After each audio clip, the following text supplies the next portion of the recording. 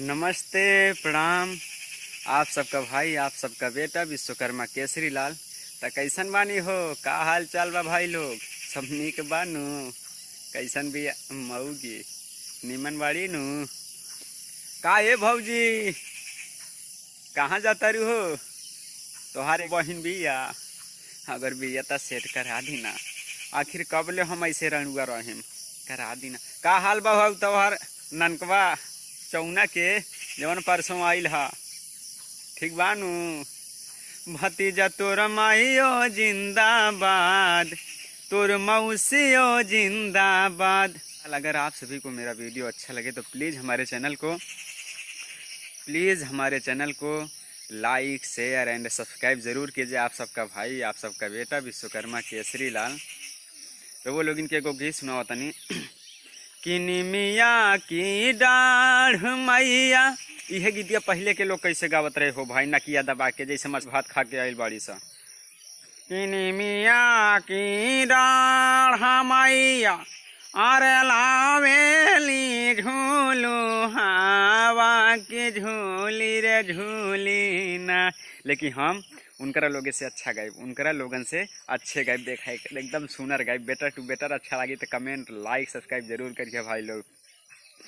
किनी मिया की डाढ़ मैया, अरे लावेली झूलू हवा की झूली रे झूली ना। हाँ की झूली रे झूली ना। कि मैया मोरी गावेली गीतिया की झूली रे झूली ना।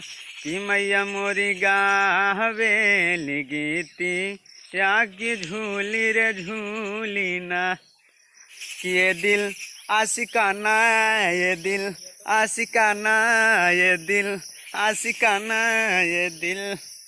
का करी रे, 25 बरस के हो गई नी सा, 25 बरस के हो गई बानी साबे तक रणुए बानी, कौनो सलियो नहीं खे मिलत कि सेट हो जास।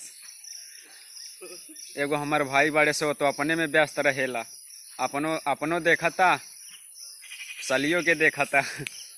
छोट भाई रणुए रहता, का कर। अरे हो बजरंगी, का हाल चाल बा हो? ठीक बा नू? कैसन बिया तोर मऊगी? Vishwakarma go to lighting. अगर हम इसको भोजपुरी में ट्रांसलेट करेंगे तो कैसे होगा? विश्वकर्मा चलल हगल। हे भाई लोगन, हे हमर भौजाई लोगन, हे हमर बहिनी दीदी, जितना भी लोग बा सबका के पैर छू के प्रणाम बा। और आशा करतानी कि वीडियो अच्छा लगी तो एक लाइक और एक सब्सक्राइब, एक कमेंट ज़रूर करिए लोग। कहें से कि आप सबके बेटा, आप सबके भाई, हम विश्वकर्मा केसरी लाल रघुआ सबे के पैर छू के प्रणाम करतानी। और जाते जाते रघुआ लोगिन के एगो गीत और सुना देतानी, बहुत फेमस, बहुत हिट सॉन्ग बा। कहें से कि नवरात्रि के पर्व भी जल्दी आवे वाला बा, तो रघुआ लोगिन के हम सुना देतानी। अच्छा लगी तो जरूर गौर करिए। एगो औरत अपना पति से कहा तारी, का कहा तारी? एग्जाम्पल के तौर पर मान ला कि हमर भौजी हमर भैया से कहा तारी, का कहा तारी? कि होते सबेरे पिया जइहा बजरिया, होते सबेरे पिया जइहा बजरिया, चढ़ते नवरात्र धरे अइहा मायरिया, चुनरिया ले अइहा, छपरा से ये सैया चुनरिया ले अइहा, आरा से ये सैया चुनरिया ले अइहा, बक्सर से ये सैया चुनरिया ले अइहा। तो दिल से thank you, love you all.